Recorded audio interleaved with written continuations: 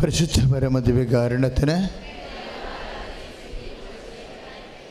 പരിശുദ്ധ പരമദിവ്യകാരുണ്യത്തിന് പരിശുദ്ധ പരമദിവ്യകാരുണ്യത്തിന് സഹോദരങ്ങളെ, ഈശോ ജീവനോട് ജ്വലിച്ച് നിൽക്കുന്ന നമ്മുടെ ജീവിതത്തിൻ്റെ ഇരുട്ടിൻ്റെ മേൽ ഉദിച്ചുയർന്ന അനുഗ്രഹത്തിൻ്റെ സൂര്യനാണ് ഈശോ. ആ ഒരു ബോധത്തിൽ വേണം നമ്മൾ ആരാധനയിൽ പങ്കെടുക്കാൻ. ഇനി എൻ്റെ മക്കൾ ചലിക്കരുത്. കർത്താവിൻ്റെ സ്വർഗീയ നിമിഷങ്ങളിലേക്ക് നമ്മൾ ആരാധനയിൽ എത്തിച്ചേർന്നതിൽ സന്തോഷിക്കണം. ഇനി നിങ്ങൾ ഒന്നും ഓർക്കരുത് നിങ്ങളുടെ കടങ്ങളെക്കുറിച്ച്. അത് ഓർക്കാൻ ഒരാളിവിടെ എത്തിയിട്ടുണ്ട്. ഇങ്ങനെയുള്ള വിഷമസന്ധികളിലെല്ലാം ഞാൻ നിന്നെ ഓർക്കുമെന്ന് ഈശോ പറഞ്ഞിട്ടുമുണ്ട്.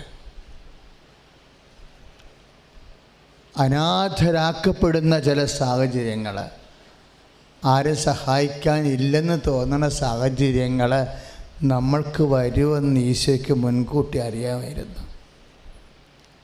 കടമായാലും രോഗമായാലും. ഇപ്പം നമ്മൾക്ക് ബന്ധുക്കളുണ്ട്, അല്ലേ, സ്വന്തപ്പെട്ടവരുണ്ട്, നമ്മളെ ഏറ്റവും സ്നേഹിക്കുന്നവർ ഉണ്ടാവും. പക്ഷേ നമ്മൾക്ക് രോഗമാണെങ്കിൽ ആരുടെയും സ്നേഹം നമുക്ക് ഫീൽ ചെയ്യത്തില്ല, ഇല്ലേ? നമുക്ക് എന്തെങ്കിലും വന്നുപെട്ട് ഒരു മുറിവോ ചതവോ ഒടിവോ അല്ലെങ്കിൽ ഗുരുതരമായ രോഗം വന്നാൽ എത്ര തങ്കപ്പെട്ട രീതിയിൽ നമ്മുടെ വീട്ടുകാർ നോക്കിയാലും we will not be able to feel it. അത് നമുക്ക് അനുഭവിക്കണമെന്ന് നിർബന്ധമില്ല, നമുക്ക് തോന്നത്തില്ല. ഒത്തിരി ആൾക്കാർക്കും ഉണ്ട്, അവരെല്ലാം നല്ലവരുമാണ്, നമ്മളെ സഹായിക്കുന്നുമുണ്ട്. പക്ഷെ നമ്മൾക്ക് അവരുടെ ഒരു സഹായവും ഫീൽ ചെയ്യുന്നില്ല. എന്താ കാര്യം? നമുക്ക് വേദനയാണ്. അപ്പം നമുക്ക് എല്ലാവരും ഉണ്ടായിട്ടും ആരുമില്ലെന്ന് നമുക്ക് തോന്നണ ഒരു സമയം ഉണ്ടാവും. അതുകൊണ്ടാണ് അങ്ങനെ തോന്നരുത് മോളെ, അങ്ങനെ തോന്നരുത് മകനെ എന്ന് പറയാൻ വേണ്ടിയാണ് ഈശോ പറഞ്ഞത്, ഞാൻ നിങ്ങൾക്ക് അനാഥമായി തോന്നണ സമയത്ത് നിങ്ങൾക്കങ്ങനെ തോന്നുക പോലും ചെയ്യരുത്. കാരണം എന്താണ്? ഞാൻ ആ സമയത്തൊക്കെ നിൻ്റെ കൂടെ നിൽക്കുമെന്ന്. അപ്പോൾ അപ്പനും അമ്മയും ഇല്ലാതെ ജനിക്കുക, ആരോരും ഇല്ലാതെ ജീവിക്കുക, അതല്ല. അതിനേക്കാളുപരി ഇവരെല്ലാവരും നമ്മുടെ കൂടെ ഉണ്ടെങ്കിലും നമുക്ക് എന്തെങ്കിലും സംഭവിച്ചു പോയാൽ അതിൻ്റെ ശാരീരിക വേദനയോ മാനസിക വേദനയോ നമ്മൾ അനുഭവിക്കണത് വി കൺ ഷെയർ, നമുക്ക് ഷെയർ ചെയ്യാൻ പറ്റത്തില്ല, നമ്മൾ തന്നെ അത് അനുഭവിക്കേണ്ടി വരും, അല്ലേ? അപ്പോൾ അതുകൊണ്ടാണ് ഈശോ പറഞ്ഞത്, അങ്ങനെ ഒരു സമയത്ത് നീ അറിയാണ്ടാണെങ്കിലും ചിന്തിച്ചു പോകും നിനക്കാരുമില്ലെന്ന്. അപ്പം നീ ഓർക്കണം എൻ്റെ വാക്ക്. യോഹന്നാൻ 14:18 ഞാൻ പറഞ്ഞ വാക്ക് നീ ഓർക്കണം. എന്താണ്? നിൻ്റെ രോഗം നിന്നെ അനാഥമായി വിട്ടാലും ഞാൻ നിന്നെ അനാഥമായി വിടത്തില്ല. അങ്ങനെയുള്ള കുറേ വാക്കുകളുടെയൊക്കെ സാക്ഷാത്കാരങ്ങളാണ് ഇപ്പോൾ നമ്മൾ സാക്ഷ്യമായിട്ട് കേട്ടത്. ഒരു സാക്ഷ്യം ഇപ്പോൾ എൻ്റെ മനസ്സിൽ വരണത്, ഒരു കുഞ്ഞ് വെൻറ്റിലേറ്ററിലാണ്, അല്ലേ? വെൻറ്റിലേറ്റർ ആയിക്കഴിഞ്ഞാൽ എന്താണ് സ്ഥിതി? അത് ഒരു ഈക്വൽ ടു ഡെത്താണ്. വെൻറ്റിലേറ്റർ മാറ്റിക്കഴിഞ്ഞാൽ നമ്മൾ കൊണ്ടുപോയി സിമിത്തേരി വെക്കേണ്ടി വരും. അതാണ് വെൻറ്റിലേറ്റർ എന്ന് പറയുന്നത്. അല്ല, ആഘോഷമായ സംഭവങ്ങളൊന്നും അല്ലെന്ന് നമുക്കറിയാം. അങ്ങനെ വെൻറ്റിലേറ്റർ മാറ്റിയ പിന്നെ എന്താ ചെയ്യാനുള്ളത്? റീത്ത് മേടിച്ച് വെക്കാനേ പറ്റത്തുള്ളൂ. അപ്പോഴാ വ്യത്യാസമത്ത് അനാഥമാണ്. അപ്പോഴെന്താണ് അനാഥമായി തോന്നണ ആ കുഞ്ഞിൻ്റെ ഉള്ളിൽ കർത്താവ് അവൻ്റെ അമ്മയ്ക്ക് ആരാണ് ആ വ്യക്തിയെന്ന് ഞാൻ കേട്ടില്ല, സാക്ഷിയാകത്തിരുന്ന് കേൾക്കുകയാണ് ചെയ്യണത്. അപ്പോഴും ഉടമ്പടി തൈലം കൊണ്ട് നെറ്റിയിലാണ് പൂശിയത്. സാക്ഷ്യം പറഞ്ഞ ആൾ എഴുതി തന്നിരിക്കണ നെറ്റിയെ പൂശിയെന്നാണ് പറഞ്ഞപ്പോഴെവിടെയാണ് പൂശിയതെന്ന് പറഞ്ഞില്ലെന്നേ ഉള്ളൂ. വിശദീകരിച്ച ആളും അത് പറഞ്ഞില്ല. അവർ നെറ്റിയിലാണ് പൂശിയത്. അപ്പം ഡോക്ടർ നേഴ്സ് ചോദിച്ചു, നിങ്ങൾ എന്ത് തൈലമാണ് പൂശിയത്? അപ്പോൾ ഇവരിങ്ങനെ കണ്ണുമിഴിച്ച് നേഴ്സിനെ നോക്കും. എന്താണ് സിസ്റ്റർ എന്ന് ചോദിക്കും. അപ്പോൾ പറയും, ഇപ്പോഴും മരുന്ന് കയറാൻ തുടങ്ങിയെന്ന്. Praise the lord. ഇപ്പോഴും മരുന്ന് പിടിക്കാൻ തുടങ്ങി. ബോഡി റിജക്റ്റ് ചെയ്തിരിക്കുകയായിരുന്നു. അപ്പോൾ ഡെഡ് ബോഡിയാണത്. ഡെഡ് ബോഡി ആയതുകൊണ്ടാണ് മരുന്ന് റിജക്റ്റ് ചെയ്യണത്. നിങ്ങളത് കേട്ടില്ല സാക്ഷ്യം? അത് ഡെഡ് ബോഡിയാണ്, മരവിച്ച ഡെഡ് ബോഡിയാണ്. അതുകൊണ്ടാണ് മരുന്ന് റിജക്റ്റ് ചെയ്യണത്. നമ്മൾ അരിയെത്തി എന്നൊക്കെ പറയത്തില്ലേ ആയുർവേദത്തിൽ? കഞ്ഞിവെള്ളം, ഒരു രോഗി കഞ്ഞിവെള്ളം എടുക്കണില്ല എന്നുണ്ടെങ്കിൽ ഇനി മരുന്നൊന്നും എടുക്കത്തില്ലെന്നാണ് എൻ്റെ അർത്ഥം. അതുപോലെ മരുന്നെത്തിയ ഒരു രോഗിയാണ്. പക്ഷെ ഉടമ്പടി തൈലം തേച്ച് കഴിഞ്ഞപ്പോൾ അത് ബോഡിക്ക് ജീവൻ വന്നു, മരുന്ന് എടുക്കാൻ തുടങ്ങിയെന്ന്. Praise the Lord. അതിൻ്റെ അർത്ഥം എന്താണ്? അത് 14, 18 വെന്റിലേറ്ററിലാണെങ്കിലും ഞാൻ നിന്നെ അനാഥമായി വിടത്തില്ല. ഈ വാക്കുകളൊക്കെ ഉണ്ടല്ലോ, ദൈവത്തിൻ്റെ വാക്കുകൾ. എൻ്റെ മക്കളൊന്ന് പ്രാർത്ഥിച്ച്, കർത്താവായ ഈശോയെ, പിതാക്കന്മാരെ പോലെ അങ്ങയുടെ വാക്കുകൾ, ജീവനുള്ള വാക്കുകൾ അതീവ സ്നേഹത്തോടെ വിശ്വസിക്കാൻ എനിക്ക് അനുഗ്രഹം നൽകണമേ. അതായത് ഒരു വാക്ക് നമുക്ക് 2 തരത്തിൽ വിശ്വസിക്കാം. ഭയത്തോടെ വിശ്വസിക്കാം, ഇല്ലേ? പോലീസുകാരൻ്റെ വാക്ക് നമ്മൾ എങ്ങനെ വിശ്വസിക്കണത്? ഭയത്തോടെയാണ് വിശ്വസിക്കുന്നത്. കാരണം നിയമപാലകന് അധികാരമുണ്ട്. ജഡ്ജിയുടെ വാക്കുകൾ നമ്മൾ വിശ്വസിക്കുന്നത് ഭയത്തോടെയാണ്. നമ്മുടെ അമ്മയുടെ വാക്കുകൾ നമ്മൾ വിശ്വസിക്കണത് എങ്ങനെയാണ്? സ്നേഹത്തോടെയാണ്, അല്ലേ? ഇപ്പം ദൈവവചനത്തെ ഭയത്തോടെയല്ല വിശ്വസിക്കേണ്ടത്. എങ്ങനെ വിശ്വസിക്കേണ്ടത്? സ്നേഹത്തോടെയാണ്. ദൈവത്തിൻ്റെ സ്നേഹത്തോടെയാണ്. ദൈവം എന്നെ സ്നേഹിക്കുന്നവൻ ആണ് എന്നോട് ഈ വാക്ക് പറഞ്ഞിരിക്കുന്നത്. എന്നെ വെറുതെ സ്നേഹിക്കണവനല്ല. എന്താണ്? തൻ്റെ ഏകജാതനെ, യോഹന്നാൻ 3:16 ഒന്ന് പറഞ്ഞേ, തൻ്റെ ഏകജാതനെ നൽകാൻ തക്കവിധം ദൈവം അത്രമാത്രം ലോകത്തെ സ്നേഹിച്ചു. Price the Lord. അപ്പോഴേ നമ്മളെ സ്നേഹിക്കുന്ന ആളിൻ്റെ വാക്കുകളാണ് നമ്മൾ കേൾക്കുന്നത്. ഇത് ദൈവവചനം ത്തിൻ്റെ പവർ, ഡൈനാമിസം, ആ ദൈവത്തിൻ്റെ ശക്തി നമ്മുടെ ജീവിതത്തിൽ പെട്ടെന്ന്. ഇപ്പം ചില ആൾക്കാർ പണ്ട് പറയേ, ഈ പാരാസെറ്റമോളൊക്കെ എന്തിനാണ് കഴിക്കണത്? പനിക്ക്. അപ്പോൾ ചില വില്ലന്മാർ പാരാസെറ്റമോൾ ബിയറിൽ ചേർത്ത് കഴിക്കും. അതെന്തിനാ? പെട്ടെന്ന് സ്പീഡായിട്ട് രക്തത്തിലേക്ക് കയറാൻ വേണ്ടിയാണ് അങ്ങനെ കഴിക്കണത്. ഇപ്പം നിങ്ങൾ പോയി കഴിക്കണ്ട, അവിടെ ഇരിക്കും. എന്താ പ്രശ്നം എന്ന് വെച്ച് കഴിഞ്ഞാൽ, ഇതുപോലെ ദൈവവചനം പക്ക സ്പീഡായിട്ട് നമ്മുടെ ജീവിതത്തിലേക്ക് പെട്ടെന്ന് ആക്ടിവേറ്റ് ചെയ്യാനുള്ള മാർഗം എന്താ? ദൈവവചനത്തെ സ്നേഹത്തോടെ വിശ്വസിക്കുമ്പോഴാണ്. വെറുതെ വിശ്വസിച്ചാൽ പോരാ. നിങ്ങളൊന്ന് പ്രാർത്ഥിച്ചേ, കർത്താവ് ദൈവമേ, അങ്ങയുടെ വചനത്തെ സ്നേഹത്തോടെ വിശ്വസിക്കാൻ നടപ്പിൽ വരുത്താൻ അനുഗ്രഹം നൽകണമേ. Price the lord. ഹല്ലേലൂയ. അതായത് ഈ വചനം എക്സിക്യൂട്ട് ചെയ്യണത് ഭയങ്കര ഒരു സീരിയസ് വിഷയമാണ്. കാര്യം നമ്മളുടെ കരുത്തില്ലേ. ഇപ്പം നമ്മൾ ഉടമ്പടി ചെയ്തിട്ടില്ലേ? ഇപ്പം കോട്ടയത്തെ ബിന്ദു എന്താ സാക്ഷ്യം പറഞ്ഞിരിക്കുന്നത്? ഞാൻ ഉടമ്പടി ചെയ്തു, പക്ഷേ IELTS തോറ്റു. അപ്പോൾ പരിശുദ്ധാത്മാവ് എന്നോട് പറഞ്ഞു, എടി മണ്ടേ, നീ ഉടമ്പടി ചെയ്തു, പക്ഷെ ഉടമ്പടി പാലിച്ചില്ല. ആ ഒരു അനുഷ്ഠാനമാണ് ചെയ്തിരിക്കുന്നത്. അത് എക്സിക്യൂട്ട് ചെയ്യുമ്പോൾ ദൈവത്തിന് തോന്നണം, എന്താണ്? നീ അത് ഉപവാസം എടുത്തില്ല, അല്ലെങ്കിൽ കാരുണ്യ പ്രവൃത്തി ചെയ്തില്ല, വചനം അരമണിക്കൂർ വായിച്ചില്ല, ചിലപ്പോൾ 5 മിനിറ്റ് വായിച്ചു കാണാം. അരമണിക്കൂർ വായിക്കാനാണ് അമ്മ ആദ്യകാലം പോലെ പറഞ്ഞിരുന്നത്. അപ്പോൾ അരമണിക്കൂർ എന്ന് പറയുമ്പോൾ 29 മിനിറ്റ് അല്ലത്, അരമണിക്കൂർ തന്നെയാണ്. നമ്മൾ വള്ളിപുള്ളിക്ക് മാറ്റമില്ലാതെ ദൈവത്തിൻ്റെ വാക്കാണ്, ദൈവത്തോട് ചെയ്ത പ്രതിജ്ഞയാണെന്ന്. അപ്പോഴേ പിന്നെ ബിന്ദു എന്താ സാക്ഷ്യപ്പെടുത്തിയത്? ഞാനത് കൃത്യമായിട്ട് ചെയ്യാൻ തുടങ്ങി. അപ്പോഴെൻ്റെ മനസ്സ് പറഞ്ഞു, എന്ത് കടുകട്ടിയ പരീക്ഷയായാലും അമ്മ എന്നെ ജയിപ്പിക്കും. എന്താ കാര്യം എന്നറിയാവോ? ദൈവം പണ്ടേ ഇങ്ങനെയാണ്. അതായത് നമ്മൾ ദൈവത്തിൻ്റെ വാക്കുകൾ അത് ആത്മാർത്ഥതയോടെയും സത്യസന്ധതയോടെയും പാലിച്ചു കഴിഞ്ഞാൽ പിന്നെ ദൈവത്തിന് ഒന്നും ചെയ്യാൻ പറ്റത്തില്ല. എന്താ കാര്യം? ദൈവം നീതിമാനാണ്, ഇല്ലേ? നമ്മൾ നീതി കാണിച്ചാൽ തീർച്ചയായിട്ടും ദൈവത്തിന് നമ്മളോട് നീതി കാണിക്കേണ്ടി വരും. അത് ഈശോ അങ്ങനെ പറഞ്ഞത്. നിങ്ങൾ എൻ്റെ വാക്കുകൾ കേൾക്കുകയും, ഒന്ന് പറഞ്ഞേ, നിങ്ങൾ എൻ്റെ വാക്ക് കേൾക്കുകയും അതനുസരിച്ച് ജീവിക്കുകയും ചെയ്താൽ. യോഹന്നാൻ 15:7 അല്ലേ ഈ വചനം? യോഹന്നാൻ 15:7 എന്ന് പറഞ്ഞ നിങ്ങൾ എൻ്റെ വാക്ക് കേൾക്കുകയും അതനുസരിച്ച് ജീവിക്കുകയും ചെയ്താൽ ഇഷ്ടമുള്ളത് ചോദിച്ചു കൊള്ളുക.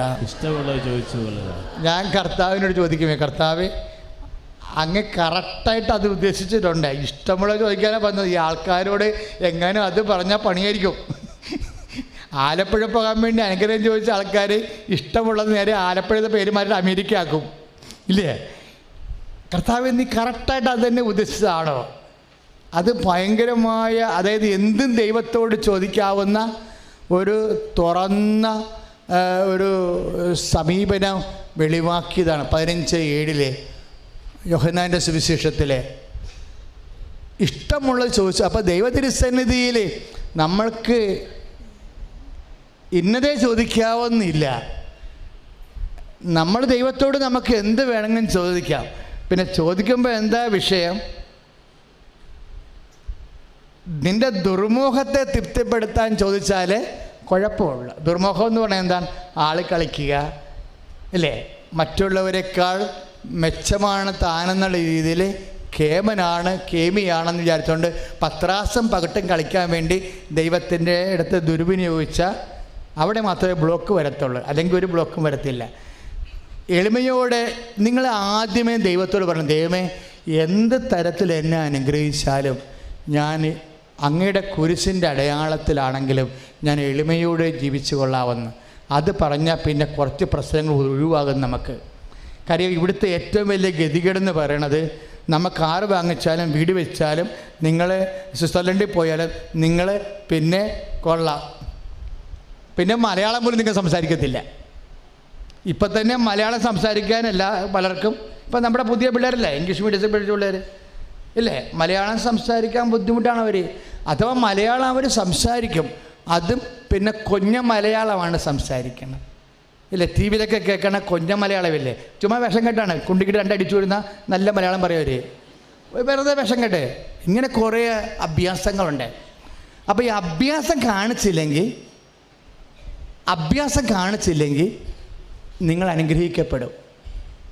ആദ്യമേ പറയണം.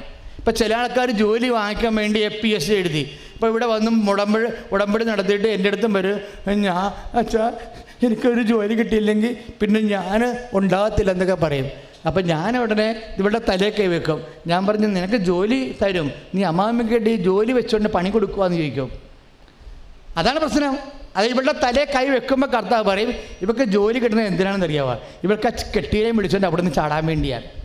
ഇവർക്ക് പ്രായമായ അപ്പനെയും അമ്മനും നോക്കാൻ ഉദ്ദേശമില്ല. അതാണ് ഈ ഫയലും മടക്കണ കാര്യമേ. നിങ്ങളുടെ ഉള്ളിലിരിപ്പ് നിങ്ങൾ ശ്രദ്ധിക്കണം. അവളുടെ ജോലി കിട്ടുമ്പോൾ തന്നെ അവളുടെ തലയിൽ കൈ വെക്കുമ്പോൾ തന്നെ പരിശുദ്ധാത്മാവ് പറയും, ജോസഫേ ഇവർക്ക് ജോലി കൊടുത്ത പണിയാണ്, ജോലി സമാധാനം ജീവിക്കാൻ വേണ്ടിയല്ല, ഇത് കൂട്ടുകാരുടെ മുമ്പിൽ ആളായി കളിക്കാൻ വേണ്ടി. ഇവളുടെ ക്ലാസ്മേറ്റുകളൊക്കെ ജോലിയുണ്ട്, അല്ല ജോലി ഇല്ലാത്തവരുണ്ട്, അവിടെ മുമ്പ് ഞാനത്ര കേമിയാണെന്ന് പറയാൻ. ഇനി കിട്ടിക്കഴിഞ്ഞാൽ ഉടനെ ചെറുക്കനെ വിളിച്ചുകൊണ്ട് പോകാൻ. ചെറുക്കൻ വന്നില്ലെങ്കിൽ ഇവളുടെ ശമ്പളം വെച്ചുകൊണ്ട് സ്വന്തമായിട്ട് സ്ഥലം മേടിച്ചിട്ട് കൊച്ചിനെ അടിച്ച് മാറ്റിയിട്ട് ഒറ്റക്ക് പുറത്തിട്ട് ജീവിക്കും. ഇങ്ങനെ പല അജണ്ട ഉള്ളിലുണ്ടാകും. രഹസ്യ വിചാരങ്ങൾ എപ്പോഴും വെളിപ്പെടും. ദൈവവചനത്തിന് പണ്ട് മുതലേ ഉള്ള ഒരു പ്രത്യേകതയാണ്. ഹെബ്രായർ 4:12. ദൈവവചനം എപ്പോഴും വചനം പ്രഘോഷിക്കപ്പെടുന്ന ഇടം, വചനം വിസ്തരിക്കപ്പെടുന്ന ഇടത്തിലെല്ലാം അവിടെ സന്ധിബന്ധങ്ങളെയും മാംസപേശികളെയും തുളച്ചു കയറുകയും ആന്തരിക വിചാരങ്ങളെ വെളിപ്പെടുത്തുകയും ചെയ്യും. ആന്തരിക വിചാരങ്ങളിലാണ് പ്രശ്നം ഇരിക്കണം മുഴുവനും. ഹെബ്രായർ 4:12 അനുസരിച്ചുകൊണ്ട് എപ്പോഴും നിൻ്റെ ആന്തരിക വിചാരം എന്താണെന്ന് നീ ഉദ്ദേശിക്കണം. അപ്പം നിനക്ക് ഇപ്പോൾ അപ്പൻ്റെ അടുക്ക് നിന്ന് ഒരു നീ മൂത്ത മകനാണ്, നിനക്ക് 3 സെൻറ്റ് വേണം. അപ്പം നീ ചിറ്റപ്പനെ കൊണ്ട്, കൊച്ചാപ്പനെ കൊണ്ട്, വല്യാപ്പച്ചനെ കൊണ്ട്, നാട്ടുകാരെ കൊണ്ട് അപ്പനോട് പറഞ്ഞു, അപ്പം 3 സെൻറ്റ് സ്ഥലം, 5 സെൻറ്റ് സ്ഥലം എഴുതിത്താ, ഞാൻ സർക്കാർ ജീവനക്കാരനാണ്, ഞാൻ ലോൺ എടുത്തോളാം. അപ്പം അമ്മേനെ അവൻ 1 മാസം മുമ്പ് തന്നെ അമ്മേനെ സ്റ്റോപ്പിടും. അപ്പം അമ്മ പറയും, അവൻ നമ്മുടെ മൂത്ത കൊച്ചല്ലേ, ഈ വീട്ടിൽ ആദ്യം വന്നതല്ലേ, അവൻ നമ്മുടെ കണ്ണും കിടക്കട്ടെ, നിങ്ങൾ എഴുതി കൊടുക്കാൻ പറയും. അപ്പോഴും വേറെ അതിനകത്ത് കുഴപ്പമൊന്നുമില്ലല്ലോ, വല്ല കുഴപ്പമുണ്ടോ? പക്ഷേ ഇവൻ്റെ ഉള്ളിൽ രഹസ്യ വിചാരമുണ്ട്. എന്താണ്? അകപ്പാട് 10 സെൻറ്റാ 12 സെൻറ്റാ 15 സെൻറ്റാ ഉള്ളത്. എഴുതുമ്പോൾ തന്നെ ഇവൻ ആ 5 സെൻറ്റ് എഴുതി മേടിച്ചാൽ ഒരു കുഴപ്പമൊന്നുമില്ല, എല്ലാവർക്കും ഇഷ്ടപ്പെട്ട്. പക്ഷേ ഇവൻ പെരവെച്ചിരിക്കണ എവിടെയാ? ആ 5 സെൻറ്റിൻ്റെ ബൗണ്ടറി കൊണ്ടുവന്നാണ് ഇവൻ കോലായി ചവിട്ടുകല്ല് വെച്ചിരിക്കണത്. ബാക്കിയുള്ള സ്ഥലമൊക്കെ അത് 2 സെൻറ്റിലാണ് പെര നിൽക്കണം, 3 സെൻറ്റ് എന്ത് പെരയുടെ ബാക്കിലാണ്. അതിനർത്ഥം എന്താണ്? ഇവൻ പുറത്തോട്ട് ഇറങ്ങണമെങ്കിൽ ചേട്ടനെയോ അനുജനെയോ കൊടുക്കാൻ സാധ്യതയുള്ള സ്ഥലത്ത് കൂടി ഇനി ഇറങ്ങാൻ പറ്റത്തുള്ളൂ. ആ സ്ഥലം ഇവൻ്റെ കയ്യിലായി. തന്ത്രമാണത് സാധനം. ഇവൻ സ്വരം വെച്ചേക്കാൻ വേണം. ഇത് ഈ സംഭവം. അപ്പം നീ എന്താ ചെയ്യേണ്ടത്? നീ സഹോദര സ്നേഹം ഉള്ളവനാണെങ്കിൽ നിൻ്റെ കുഞ്ഞിന് കളിക്കാനോ അല്ലെങ്കിൽ മുളക് ഉണക്കാനോ പുളി ഉണക്കാനോ ഉള്ള സ്ഥലം മുമ്പിൽ ഇട്ടിട്ട് വേണം നീ പെര വെക്കാൻ. ചേട്ടൻ്റെ സ്ഥലമോ അപ്പന് അനുജന് കൊടുക്കുന്ന സ്ഥലമോ കണ്ടുകൊണ്ട് അപ്പം നീ അവിടെ ചേട്ടൻ കൊണ്ടൊന്ന് പെരവെക്കത്തില്ലല്ലോ. കാര്യം നിങ്ങൾ താഴേക്ക് ഇറങ്ങണ പുറത്തോട്ട് ഇറങ്ങണ സ്ഥലമല്ലേ. അപ്പം ഇങ്ങനെയുള്ള ഗൂഢലക്ഷ്യങ്ങളൊക്കെ ഉണ്ടെങ്കിൽ ഉടമ്പടിയിൽ ഉടക്കാൻ സാധ്യതയുണ്ട്. പറഞ്ഞു മനസ്സിലായി? അപ്പോൾ ഗൂഢലക്ഷ്യങ്ങളൊന്നും ചെയ്യരുത്. ഗൂഢലക്ഷ്യങ്ങളെന്ന് പറഞ്ഞാൽ ഈ ഹെബ്രായർ 4:12 അനുസരിച്ചുകൊണ്ട് ദൈവവചനത്തോട് വരുമ്പോൾ ആന്തരിക വിചാരങ്ങൾ വെളിപ്പെടും. ആന്തരിക വിചാരങ്ങൾ ഗൂഢലക്ഷ്യവും അത് നിൻ്റെ അഹങ്കാരമോ അതുപോലെ തന്നെ അക്രമമോ അതുപോലെ തന്നെ പിടിച്ചു പറയോ ഒക്കെ ആണെന്നുണ്ടെങ്കിൽ അത് മറ്റവരുടെ സ്ഥലം നശിപ്പിക്കുകയും അവരുടെ സമാധാനം നശിപ്പിക്കുകയും ചെയ്യുന്ന ഒരു തീരുമാനമാകും. ആരുടെ? അനുജൻ്റെയോ നടുവത്ത് അനുജൻ്റെയോ ഒക്കെ സ്ഥലം നശിപ്പിക്കാൻ അവരവിടെ പൊറുപ്പിക്കാൻ നീ ഉദ്ദേശിക്കണില്ല. അവിടെ പൊറുപ്പിക്കാൻ ഉദ്ദേശിക്കാത്തതിൻ്റെ കൊണ്ടാണ് നീ ഇങ്ങനെ പെര കയറ്റി വെച്ചിരിക്കണത്. ഇനി ഇതിങ്ങനെ കേട്ടെന്ന് പറഞ്ഞേ, നിങ്ങളെക്കുറിച്ച് ഇന്ന് കൃപാസനത്തിൽ അച്ഛൻ പറഞ്ഞിട്ടുണ്ട്, അമ്പടെ കള്ള, ഇപ്പം നീ ഞങ്ങളുടെ സ്ഥലം അടിച്ചു മാറ്റാൻ വേണ്ടിയാണ് അതിനെ കയറ്റി വെച്ചതല്ല, നിന്നെ പൊറപ്പിക്കാൻ വേണ്ട. സംഭവിച്ച പോട്ടെ, സംഭവിച്ചതിന് പെരപളിപ്പിക്കാൻ നിങ്ങൾ നടക്കണ്ട. പക്ഷേ ഇത് നീ മനസ്സിലാക്കിക്കൊണ്ട് നിനക്ക് അങ്ങനെ ഒരു ചതി പറ്റി നിൻ്റെ ഓഹരിയിൽ നിനക്ക് പ്രവേശിക്കാൻ പറ്റാത്ത ഒരു അവസ്ഥ വന്നു കഴിഞ്ഞാൽ നീ എന്ത് ചെയ്യണം? നിനക്കിതിനേക്കാൾ വലിയ കാര്യം ദൈവത്തിൻ്റെ വചനങ്ങളുടെ പോക്ക് എങ്ങനെയാണെന്ന് അറിയാമോ? ഒരു വചനം നമ്മൾ നിറവേറ്റിയാൽ ആ നിറവേറ്റുന്ന വചനത്തിൽ കുറേ വാഗ്ദാനങ്ങളുണ്ട്. മക്കൾക്ക് മനസ്സിലായില്ലേ? വചനത്തിൽ എന്തുണ്ട്? വചനത്തിൽ എന്തുണ്ട്? വാഗ്ദാനമുണ്ട്. നിങ്ങൾ എങ്ങനെ ഒരു പാപ്പരായി പോയാൽ ഉടനെ നീ കോടീശ്വരനാകാനുള്ള മാർഗം എന്താണ്? കർത്താവിൻ്റെ വചനം എടുത്തിട്ട് നിറവേറ്റാൻ നോക്കണം. ഇപ്പം നമ്മൾ നിയമാവർത്തനത്തിൻ്റെ 28:2 കർത്താവിൻ്റെ ഇപ്പം നിയമാവർത്തനം 28:2 എന്താ പറയണത്? കർത്താവിൻ്റെ വചനം നീ പാലിച്ചാൽ നീ നിൽക്കുന്ന ഭൂമിയിൽ നീ അനുഗ്രഹീതനായിരിക്കും. Praise the Lord. കർത്താവിൻ്റെ വചനം പാലിച്ചാൽ എന്ന് പറഞ്ഞേ, നീ നിൽക്കുന്ന ഭൂമിയിലെ അനുഗ്രഹീതനായിരിക്കും. Praise the lord. ഹല്ലേലൂയ. യേശുവേ സ്തോത്രം, യേശുവേ നന്ദി. അപ്പോഴേ വചനം പാലിക്കുന്ന അനുസരിച്ചുകൊണ്ട് നിനക്ക് ഈ ഭൂമി ജീവിക്കാൻ ഇപ്പോഴത്തെ കണ്ടീഷൻസ് വെച്ച് സാധിക്കണില്ല എന്നുണ്ടെങ്കിൽ നീ കർത്താവിൻ്റെ വചനം പാലിച്ച് കർത്താവിനോട് സത്യസന്ധനായി നിന്നാൽ ഇതിനേക്കാൾ മനോഹരമായ സ്ഥലത്ത് കർത്താവ് നിന്നെ കൊണ്ടാക്കും. പണ്ട് മുതലേ ദൈവത്തിന് ഭൂമി കൊടുക്കുന്ന പരിപാടി ഉള്ളതാണ്, ഇല്ലേ? ദൈവത്തിന് പണ്ട് മുതലേ ഭൂമി കൊടുക്കുന്ന പരിപാടി ഉള്ളതാണ്. ദൈവത്തിന് സ്വന്തപ്പെട്ടവരെ ദൈവത്തിന് ഇഷ്ടപ്പെട്ട ഭൂമിയിൽ പതിച്ചു കൊടുക്കുകയും താമസിപ്പിക്കുകയും ചെയ്യുന്നവരുടെ കഥയാണ് ബൈബിൾ. കൈ അടിച്ച് കിടത്താണ്. ഹല്ലേലൂയ, യേശുസ്തോത്രം, ഹല്ലേലൂയ, ഹല്ലേലൂയ, ഹല്ലേലൂയ, ഹല്ലേലൂയ, ഹല്ലേലൂയ, പ്രൈസ് ദി ലോർഡ്, ഹല്ലേലൂയ, യേശുസ്തോത്രം. സ്തുതിക്കട്ടെ, നന്നായി സ്തുതിക്കട്ടെ. ഹല്ലേലൂയ,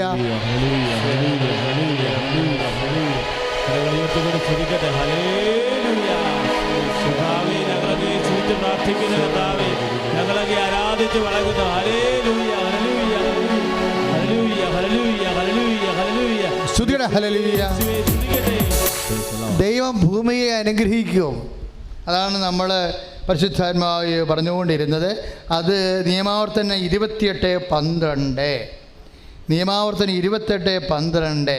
കർത്താവ് തൻ്റെ എന്ന് പറഞ്ഞ് വിശിഷ്ട ഭണ്ഡാരമായ ആകാശം തുറന്ന് നിന്റെ ദേശത്ത് തക്ക സമയത്ത് മഴ പെയ്ച്ച് നിന്റെ എല്ലാ പ്രയത്നങ്ങളെയും അനുഗ്രഹിക്കും.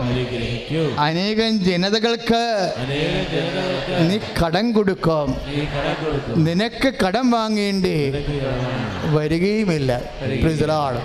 അപ്പൊ ഭൂമിയെ അനുഗ്രഹിക്കുമെന്ന നിന്നെ അനുഗ്രഹിച്ച് കർത്താവ് നിനക്ക് പാർപ്പിടം നൽകി അവിടെ സമാധാനത്തെ നിന്നെ പൊറുപ്പിക്കും. എപ്പോഴാ? നിയമാവർത്തനം 28:2 വർക്കൗട്ട് ചെയ്യുമ്പോൾ. എൻ്റെ മക്കളെ, നിങ്ങളൊരു തീരുമാനം എടുക്കണം. വചന ജീവിതമെല്ലാം തീരുമാനങ്ങളാണ്. ആ തീരുമാനം ദൈവദർശനത്തിൽ എടുത്തിട്ട് ദൈവത്തോട് അതിൻ്റെ കൃപയ്ക്ക് വേണ്ടി പ്രാർത്ഥിക്കണം. പ്രാർത്ഥിക്കുക, കർത്താവേ, എൻ്റെ ജീവിതത്തിലെ ഇപ്പോഴുണ്ടായിക്കൊണ്ടിരിക്കുന്ന എല്ലാ പരാധീനതകളെയും പ്രതിരോധിക്കുവാൻ അങ്ങയുടെ വചനം പാലിച്ച് ജീവിക്കുവാൻ അഭിഷേകം തരണമേ. സ്തുതിയുടെ ഹല്ലേലൂയ.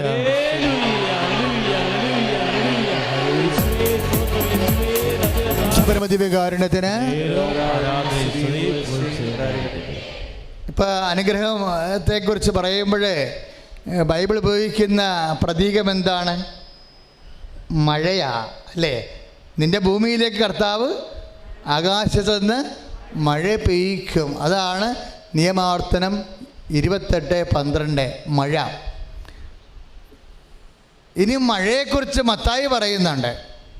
ഇപ്പം മഴ കൂടിപ്പോയതാണല്ലേ പ്രളയം ഉണ്ടാകാൻ കാരണം, അല്ലേ? കേരളത്തിൽ മഴ കൂടിപ്പോയതാണ്. പലപ്പോഴായിട്ട് പെയ്യേണ്ട മഴയെല്ലാം കൂടി ഒരാഴ്ച കൊണ്ട് പെയ്തപ്പോഴാണ് നമുക്ക് വെള്ളം ഡാമിനൊക്കെ കൂടിപ്പോയത്. അപ്പം മഴ കൂടിയാലും പ്രശ്നമാണ്, അല്ലേ? മത്തായി ശ്ലീഹായുടെ സുവിശേഷത്തിൽ ഈ മഴവചനങ്ങളെല്ലാം സത്യം പറഞ്ഞ കറങ്ങിത്തിരിഞ്ഞ് ഒടിഞ്ഞു മടങ്ങി അവസാനം അമ്മ വചനങ്ങളായിട്ട് വരും. ഇപ്പോൾ ഒരു മഴവചനം ഏതാ? മത്തായി 7:25 ഒരു മഴവചനമാണ്. മത്തായി 7:25 എന്താ പറയണത്? ഇപ്പം നിയമാവർത്തനം 28:12 മഴ വചനമാണ്, അവിടെ മഴ അനുഗ്രഹമാണ്. മത്തായി 7:25 മഴ ശാപമാണ്. കാറ്റടിച്ചു, മഴ പെയ്തു, അത് ഭവനത്തുമേ ആഞ്ഞിലച്ചു, അത് വീണു പോയില്ല. കാരണം എന്താണ്?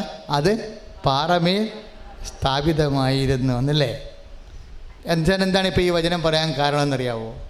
കാറ്റും മഴയും ഒക്കെ നമ്മുടെ ജീവിതത്തിൽ ഇപ്പം നിങ്ങളെന്താണ് ഇപ്പോൾ കൃപാസനത്തിൽ ഈ മാതാവിൻ്റെ ഈ അഭയകൂടാരത്തിൽ ഓടിക്കേറിയത്? എന്താ?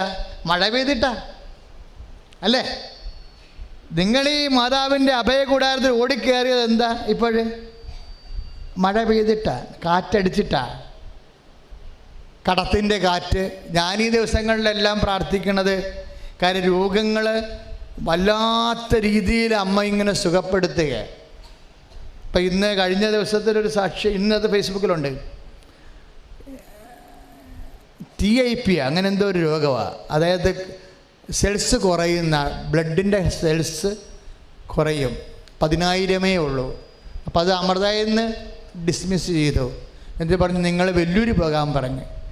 അവർ വെല്ലൂർ പോയില്ല.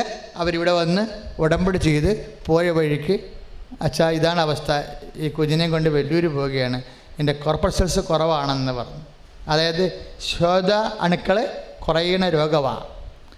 അപ്പോൾ അത് ആ പോകുന്ന കുഞ്ഞിനെ ആ സമയത്ത് നിന്ന് പ്രാർത്ഥിച്ച്, അപ്പോൾ ഞാൻ എന്നിട്ട് പറഞ്ഞ് സാക്ഷ്യം പറഞ്ഞു കേട്ടോ എന്ന് പറഞ്ഞു. സിമ്പിളായിട്ട് നടന്നൊരു കാര്യമാണ്.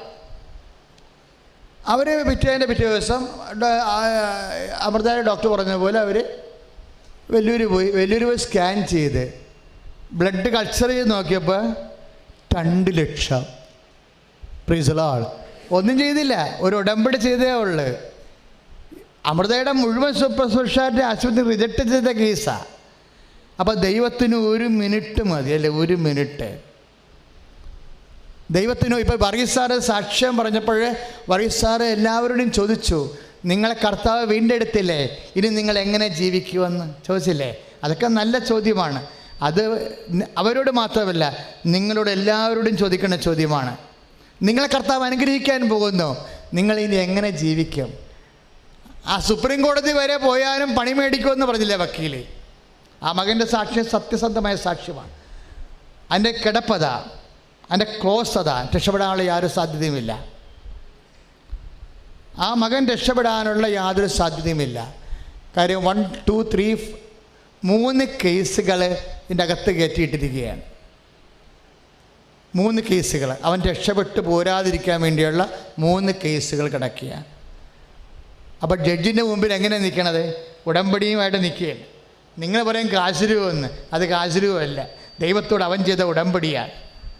ആ ഉടമ്പടി അവൻ ഉള്ളം കൈയിലാക്കിയിട്ട്, അമ്മേ ഉടമ്പടിയാണ് ശരണം, ഞാൻ ശിക്ഷിക്കപ്പെടണമെന്നുണ്ടെങ്കിൽ അമ്മ അറിഞ്ഞ് ശിക്ഷിക്കപ്പെടാൻ പാടുള്ളൂ. ഞാൻ ഈ കേസൊക്കെ എടുക്കും, എത്ര ക്രിമിനൽ കേസായാലും ഞാൻ എടുക്കും. എന്താ കാര്യമെന്നറിയാവോ? അതായത് മനുഷ്യൻ്റെ പാപാന്തര അന്ധകാരത്തിൽ അവനൊരു കയ്യബദ്ധം സംഭവിച്ചാൽ ദൈവം അവനെ കൈവിട്ടിട്ടില്ലെങ്കിൽ, കർത്താവേ ഈ പ്രാർത്ഥന കൊണ്ട് നീ അവനെ വീണ്ടെടുത്ത് തരണമെന്ന്. ചില ആൾക്കാർ ദൈവം കൈവിട്ട കേസുണ്ടാവും, അത് നമുക്കറിയാൻ പറ്റും. ഇപ്പം നിങ്ങൾ പല ആൾക്കാരും വേദനിച്ച് വിഷമിച്ച് കഴിയുമ്പോൾ നിങ്ങൾ പറയും ദൈവം പോലും ഞങ്ങൾ കൈവിട്ടെന്ന്. അങ്ങനെ പറഞ്ഞ് ഞാൻ നിങ്ങളെ തലവെട്ടിയെടുക്കും. എന്താ കാര്യമൊന്നുമില്ല, അങ്ങനൊരു സംഭവമില്ല. ദൈവത്തിന് നമ്മളെ കൈവിടാനായിരുന്നെന്നുണ്ടെങ്കിൽ കർത്താവിനെ അയച്ച് പരുവത്തിലാക്കേണ്ട കാര്യമില്ല. അപ്പം കൈവിടാതിരിക്കാൻ വേണ്ടിയാണ് കർത്താവിനെ സ്വന്തം മകനെ അയച്ചു തന്നത്. ആ ദൈവത്തിൻ്റെ സ്നേഹത്തെ നീ വിശ്വാസത്തിലെടുക്കണം. അതുകൊണ്ട് നീ പതറരുത്, മരിക്കാൻ തീരുമാനിക്കുകയും ചെയ്യരുത്. കാര്യമെന്താ? നീ ഇവിടെ കൊണ്ട് നിന്നെ വരുത്തിയില്ലേ, ഇവിടെ നീ വന്നില്ലേ, ഈ മണ്ണിൽ നീ കാല് കുത്തി കഴിഞ്ഞപ്പോൾ എന്താ എൻ്റെ അർത്ഥം? നിൻ്റെ വിഷയത്തിൽ ദൈവത്തിന് പ്ലാനുണ്ട്, ദൈവത്തിന് കൃത്യമായിട്ട് നിന്നെ രക്ഷപ്പെടുത്താനുള്ള മാർഗമുണ്ട്. ഇനി നീയായിട്ട് ആ മാർഗം കളയരുത്. ഉടമ്പടി ചെയ്ത് കഴിഞ്ഞാൽ ആ ഉടമ്പടി തന്നെയാണ് ഒരു മാർഗം. എന്താ കാര്യം? നമ്മൾ 6 കാര്യങ്ങൾ ചെയ്യുകയാണ്. കാരുണ്യപ്രവൃത്തി ചെയ്യണില്ലേ? അല്ലേ? ചെയ്യണ്ട, ഇല്ലെങ്കിൽ കൗൺസിലിംഗ് വരുമ്പോൾ അറിയാൻ പറ്റും. കാരുണ്യപ്രവൃത്തി അതാര് പറഞ്ഞതാ? കർത്താവ് പറഞ്ഞതാണ്. എന്താ പറഞ്ഞത്? ഞാൻ രോഗിയായിരുന്നു, നിങ്ങൾ എന്നെ സന്ദർശിച്ചു. ഞാൻ കാരാഗ്രഹത്തിലായിരുന്നു, നിങ്ങൾ എന്നെ സന്ദർശിച്ചു. എനിക്ക് വിശന്ന്, നിങ്ങൾ എനിക്ക് ഭക്ഷണം തന്നു. ഞാൻ നഗ്നനായിരുന്നു, നിങ്ങൾ എന്നെ ഉടുപ്പിച്ചു എന്ന് പറയുമ്പോഴേ കർത്താവ് പറഞ്ഞ ഇതുപോലെ ഈ ചെറിയവരിൽ ഒരുവനെ നിങ്ങൾ ചെയ്തു കൊടുത്തപ്പോഴേ എനിക്ക് തന്നെയാണ് ചെയ്ത് തന്നത്. കാരുണ്യപ്രവൃത്തിയാണ്. അപ്പോൾ ആഴ്ചയിലോ മാസത്തിലോ ഒരു കാരുണ്യപ്രവൃത്തി ചെയ്യാൻ ബാധ്യസ്ഥമാണ്. ഇപ്പം ഞാൻ നിങ്ങളോട് പറയുകയാണ്, കാരുണ്യപ്രവൃത്തി ഈ മാസം, കഴിഞ്ഞ ഒക്ടോബർ മാസം ചെയ്തവർ കൈപൊക്കാൻ പറഞ്ഞാൽ നിങ്ങൾ എത്ര പേര് കൈപൊക്കും? കൈപൊക്കണ്ട, നീര് വരും. അത് നിങ്ങൾ ചില ആൾക്കാർ വിട്ടിരിക്കുകയാണ്, നിങ്ങൾ എണ്ണിപ്പിടിച്ചോണ്ടിരിക്കുകയാണ്. ഞങ്ങൾ ഉടമ്പടി ചെയ്ത് 1, 2, ഒരാഴ്ചയായി, 2 ആഴ്ചയായി, 3 ആഴ്ചയായി. അപ്പോഴാ കാരുണ്യപ്രവൃത്തി എന്ത് കാരുണ്യപ്രവൃത്തിയാണ് ചെയ്തത് എന്ന് ചോദിക്കുമ്പോൾ മിക്കവാറും നിങ്ങൾ പറയും, എൻ്റെ നാത്തൂൻ്റെ മോന് എഞ്ചിനീയറിങ്ങിന് പോകാൻ വേണ്ടി ഞങ്ങൾ കാശ് കൊടുത്തെന്ന് പറയും. ഇപ്പം ഞാൻ പറയും നാത്തൂൻ്റെ മകനെന്ന് പറഞ്ഞാൽ ആരാണ്? ഭർത്താവിൻ്റെ പെങ്ങൾ. ഭർത്താവിൻ്റെ പെങ്ങളെന്ന് പറഞ്ഞാൽ ആരാ?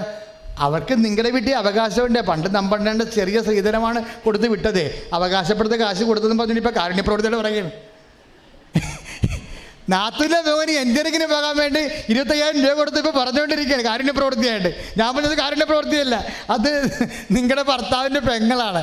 അത് ഭർത്താവിൻ്റെ അപ്പൻ്റെ ഓഹരി അവരാണ് നിങ്ങൾ അനുഭവിക്കുന്നത്. എല്ലാം സ്ത്രീധനമായിട്ട് കൊടുത്തിട്ടൊന്നുമില്ലല്ലോ. എല്ലാം സ്ത്രീധനമായിട്ട് നിങ്ങൾ മേടിക്കുകയും ചെയ്ത് കേട്ടോ. പെണ്ണുങ്ങളിത്തിരി ബുദ്ധിമുട്ടാണിപ്പോൾ. എല്ലാം സ്ത്രീധനമായിട്ട് മേടിക്കരുത്. എന്താ കാര്യം?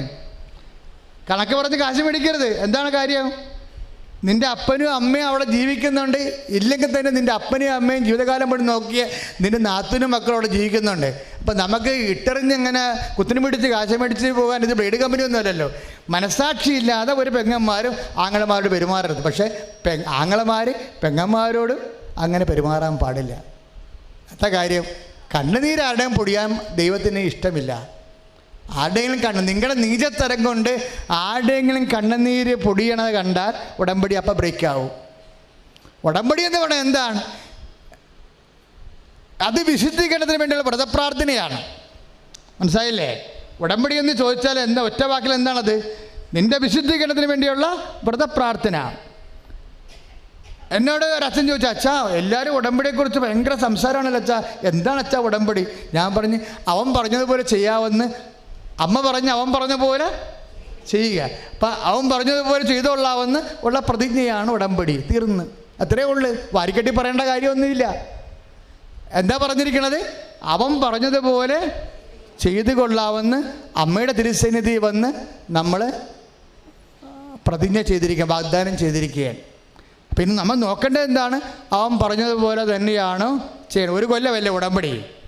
ഒരു കൊല്ലമല്ലേ? അതല്ലേ ചില ആൾക്കാർ 3 പ്രാർത്ഥന കൂടി അത് പുതുക്കിയെടുക്കും. പിന്നെ പ്രാർത്ഥനയ്ക്ക് വരത്തില്ല. പിന്നെ എന്തെങ്കിലും ഉണ്ടാകുമ്പോൾ ഞങ്ങൾ പുതുക്കിയതാണെന്ന് പറഞ്ഞ് വന്ന് എന്നെ വരട്ടു അവർ. അപ്പോൾ ഞാൻ ചോദിച്ചു, ഈ മാസത്തെ ഒക്ടോബർ മാസം പ്രാർത്ഥന കൂടിയാ? ഒക്ടോബർ മാസത്തെ അളിയൻ്റെ അങ്ങ് ഒരു മരിപ്പുണ്ടായി, അങ്ങനെ പോയി. ഞാൻ പറഞ്ഞ് എത്ര അളിയന്മാരുണ്ട്? ഒരളിയൻ. അത് സൗഭാഗ്യം. 6 അളിയന്മാരുണ്ടെങ്കിൽ 6 പേർക്ക് മരിക്കാൻ പറ്റത്തുള്ളല്ല. കാര്യം 6 ആഴ്ചകളിൽ ഏതെങ്കിലും ഒരാഴ്ച വരാമല്ലോ. അപ്പം അതല്ല, ഉടമ്പടിയല്ല.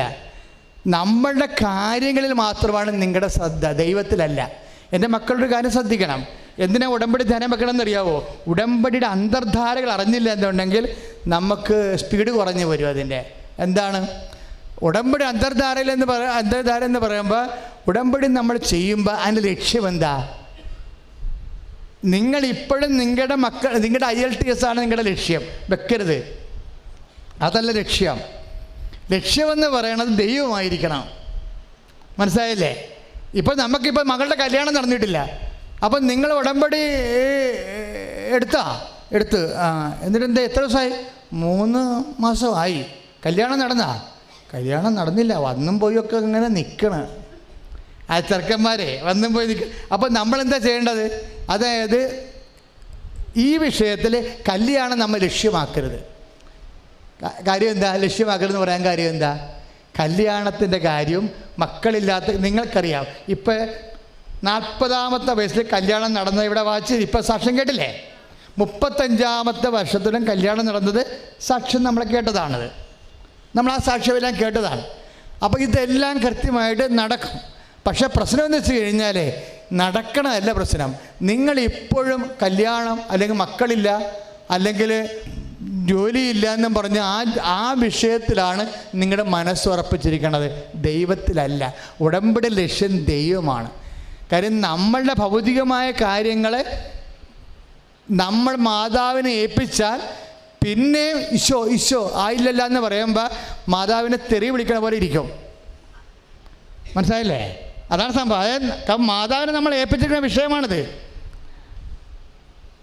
ഇവിടുത്തെ വിഷയം അത് അമ്മ മാതാവിനെ ഏൽപ്പിച്ചിരിക്കുന്നതാണ്. നിങ്ങളുടെ കട അല്ലെങ്കിൽ നിങ്ങളുടെ ചിട്ടി അല്ലെങ്കിൽ നിങ്ങളുടെ വീട്, ജോലിയില്ലാത്ത അവസ്ഥ. ഈ സാക്ഷ്യം കേൾക്കുമ്പോൾ ഇങ്ങനെ ഇതിപ്പോൾ ഞായറാഴ്ച ഒരു തുക സാക്ഷ്യം കഴിഞ്ഞതേ ഉള്ളൂ മെനയെന്ന്. അത് കഴിഞ്ഞാണ് ഇന്ന് കേട്ട സാക്ഷ്യങ്ങൾ. ഇതിങ്ങനെ ഈ ട്രെയിൻ വന്ന പോലെ കടലിലെ തിര വന്ന പോലെ സാക്ഷ്യങ്ങൾ ഇങ്ങനെ കണ്ടുകൊണ്ടിരിക്കുകയാണ്. എന്നാൽ സാക്ഷ്യം പകുതി അവിടെ പിടിച്ചു വെച്ചിരിക്കുകയാണ്. കുറച്ചാണ്, നമുക്ക് സമയം കുറവായതുകൊണ്ട് ഇവിടെ പറയണം. അപ്പം ഇത് ജീവിതത്തിൻ്റെ എന്ത് സംഭവമാണെന്ന് പറഞ്ഞാലും നടക്കും. എന്താ കാര്യം? അത് അമ്മനെ ഏൽപ്പിച്ചിരിക്കണമെന്ന് ബോധ്യം ഉണ്ടായാൽ മതി. നിങ്ങളിപ്പോൾ ഈശോ ഉടമ്പടി 3 ആഴ്ചയല്ലേ, എന്നിട്ടും കല്യാണം നടന്നില്ലല്ല, എന്തിനും വീട് വെക്കാൻ ഒത്തില്ലല്ല, അയ്യോ, എന്നിട്ട് ഇതിനിടയ്ക്ക് വേറെ ഗുണ്ടായുസം നടക്കും. അതായത് നിങ്ങളെ പഞ്ചായത്തിൽ കൊണ്ടുപോയി വീടിൻ്റെ ലോണിനൊക്കെ അപേക്ഷ വെച്ചിട്ടുണ്ട്, അത് ഉടമ്പടി വെക്കാത്തവർക്ക് മിക്കവാറും അനുവദിക്കാൻ സാധ്യതയുണ്ട്. അപ്പം നിങ്ങൾ വന്നപ്പോൾ നിങ്ങളുടെ ബന്ധുക്കൾ ചോദിക്കും, പഞ്ചായത്തിൽ നിന്ന് അതൊക്കെ കുറിയിട്ടിട്ട് ആൾക്കാർക്ക് വീട് കിട്ടിയല്ല, നിങ്ങളുടെ പേരൊന്നുമില്ലേ? അറിയാൻ പറ്റില്ല, ഞാൻ ഇപ്പം തിരക്കിയില്ല. നിങ്ങളിവിടെ പോയിരിക്കരുന്ന്? ഞങ്ങൾ ഒരു പ്രാർത്ഥനയ്ക്ക് പോയിരിക്കും. എവിടാ? കൃപാസനത്തിൽ. നിങ്ങൾ എവിടെയെങ്കിലും പോയി പാത്തിരുന്നോ? നിങ്ങൾ എവിടെയെങ്കിലും പോയി പാത്തിരുന്നോ? ആണുങ്ങളെ പെണ്ണും ചാരി മണ്ണും ചാരി എന്നാൽ പെണ്ണും കൊണ്ടുപോയി. അതൊക്കെ കണ്ടവരെ കാണണമെന്നേ. അപ്പോൾ ഉടനെ ഈ കേട്ട വചനങ്ങളെല്ലാം പോയി ഒടിഞ്ഞു മുടങ്ങി മരിച്ചവരുടെ വീട്ടിൽ ചത്തവരിരിക്കണം പോലെ വീട്ടിൽ പോയി ഇങ്ങനെ ഇരിക്കും. ഈ സംഭവം ഇരിപ്പ് നിലയം കാണുമ്പോൾ തന്നെ അമ്മക്ക് മനസ്സിലാവും ഇവൾ ഉടമ്പടി ചെയ്തിട്ടില്ലെന്ന്. ഉടമ്പടി ചെയ്യുമ്പോൾ അവിടൊക്കെ ഒരു ശരീരഭാഷ ഉണ്ട്. ഉടമ്പടി ചെയ്യുമ്പോൾ ഒരു ശരീരഭാഷ ഉണ്ട്. എന്താണ്? എൻ്റെ ദൈവത്തിനെ ഞാൻ എൻ്റെ വിഷയം ഏൽപ്പിച്ചിരിക്കുന്നു. ഇനി ദൈവത്തിൻ്റെ സമയത്ത് അത് ചെയ്തുകൊള്ളും. ദൈവത്തെ വിശ്വാസത്തിലെടുക്കണം. ഇപ്പോൾ ഡോക്ടർമാർക്ക് പോലും കണ്ടുപിടിക്കാൻ പറ്റാത്ത രോഗമാണല്ല ഒരു ഉടമ്പടി തൈലം ഇങ്ങനെ തേക്കുമ്പോൾ സുഖമാകണത്. അപ്പം അങ്ങനെ വരുമ്പോൾ അത് എന്തിനാണ് ഈ സാക്ഷ്യം കേൾക്കണത്? ഇത് കഴിഞ്ഞ കൊല്ലം നടന്ന സാക്ഷ്യമല്ലേ, ഈ ദിവസങ്ങളിൽ നടക്കുന്ന സാക്ഷ്യമാണ്. ഇനിയിപ്പോൾ അടുത്ത 2 ആഴ്ച ആർക്കും സംശയം ഉണ്ടെങ്കിൽ ഒന്ന് വന്ന് നോക്ക്. തമിഴന്മാർ വരെ സാക്ഷ്യം പറഞ്ഞ് കേൾക്കാം. കാര്യം അന്ന് തമിഴന്മാരും വരുന്നുണ്ട്. ട്രിച്ചിയിൽ നിന്നും അതുപോലെ തന്നെ കോയമ്പത്തൂരിൽ നിന്നൊക്കെ 2 വണ്ടി വരുന്നുണ്ട്. അവിടെ കൗൺസിലിംഗും ഉണ്ട്. അവർ പറഞ്ഞ കേൾക്കാം. ഇതിങ്ങനെ മാസ അവസാനം വരെ ഇങ്ങനെ സാക്ഷ്യം കേട്ടുകൊണ്ടിരിക്കും. അപ്പം നിങ്ങളൊരു കാര്യം ചെയ്യണം. എന്താണ്? പരിശുദ്ധ അമ്മ വഴിയാണ് ഞങ്ങളിവിടെ വന്നത്. പരിശുദ്ധ അമ്മ വഴിയാണ് ഉടമ്പടി ഈശോയോട് ചെയ്തിരിക്കുന്നത്. അപ്പോൾ ഇനി നമുക്ക് റിസ്ക് ഇല്ല. ആർക്കാണ് റിസ്ക് ഉള്ളത്? അമ്മയ്ക്ക് റിസ്ക് ഒന്നുമില്ല. എന്താ കാര്യം വെച്ചാൽ സമയം ആയിട്ടില്ല എന്ന് പറഞ്ഞാൽ അതൊരു പ്രശ്നമാണ്, അല്ലേ? ആദ്യമായ വിഷയം ഈശോൻ്റെ മുമ്പിൽ വെക്കുമ്പോൾ, ഈശോൻ്റെ മുമ്പിൽ അമ്മ വെക്കുമ്പോൾ ഈശോ പറഞ്ഞു, അമ്മേ കുറേ പ്രോബ്ലംസ് ഉണ്ട്, ഇതിന് ഒരു ഉത്തരം കിട്ടാനുള്ള സാധ്യതയില്ല. എന്താ പറഞ്ഞിരിക്കണത്? കല്യാണത്തിന് വീഞ്ഞില്ല, അതിന് കുടുംബത്തിൻ്റെ മാനം രക്ഷിക്കാൻ വേണ്ടി എന്തെങ്കിലും ഒരു സമാധാനം ഉണ്ടാക്കണം. അപ്പം ഈ മനുഷ്യരാശിക്ക് ഒന്നും അറിയത്തില്ല ഈശോയിൽ എന്തെല്ലാം സാധ്യതയുണ്ടെന്ന്. പക്ഷെ അമ്മയ്ക്കറിയാം ഇവിടെ വീഞ്ഞില്ലെങ്കിലും ഈശോയോട് പറഞ്ഞാൽ അതിനെന്തെങ്കിലും തരത്തിലുള്ള ഒരു ഫോർമുല ഉണ്ടാകുമെന്ന്. അത് ഭയങ്കര അമ്മയ്ക്ക് മാത്രമേ അറിയാൻ പാടുള്ളത്. ഈശോയിൽ ദൈവപിതാവ് എന്തെല്ലാം നിക്ഷേപിച്ചിട്ടുണ്ടോ, മനുഷ്യരാശിയുടെ ഭൗതികവും ആത്മീയവുമായിട്ടുള്ള അൾട്ടിമേറ്റ് റിഡംഷൻ പ്രോജക്റ്റാണ് ഈശോ. എന്താണെന്ന് വെച്ച് കഴിഞ്ഞാൽ ആത്യന്തികമായ പദ്ധതി നിവാരണമാണ്. ഈശോ തന്നെ വിളിക്കുന്നത് എന്താണ്? എനിക്ക് ഈശോയുടെ പ്രവർത്തനങ്ങൾ എനിക്ക് ഏറ്റവും ഇഷ്ടപ്പെട്ട വിളി എന്താണെന്ന് അറിയാം? പാപപരിഹാരം എന്ന് വിളിക്കുന്നതാണ്. അത് കേൾക്കുമ്പോൾ എനിക്ക് ഭയങ്കര സന്തോഷമാണ്. എന്താ കാര്യം? എന്താ? പാപത്തിന് പോലും ഈശോയിൽ പരിഹാരമുണ്ടെന്ന് കൈ അടിച്ച് കർത്താൻ. ഹല്ലേലൂയ, യേശു സ്തോത്രം, ഹല്ലേലൂയ, ഹല്ലേലൂയ, ഹല്ലേലൂയ, യേശു സ്തോത്രം, സ്തോത്രം, സ്തോത്രം, സ്തോത്രം, ഹല്ലേലൂയ.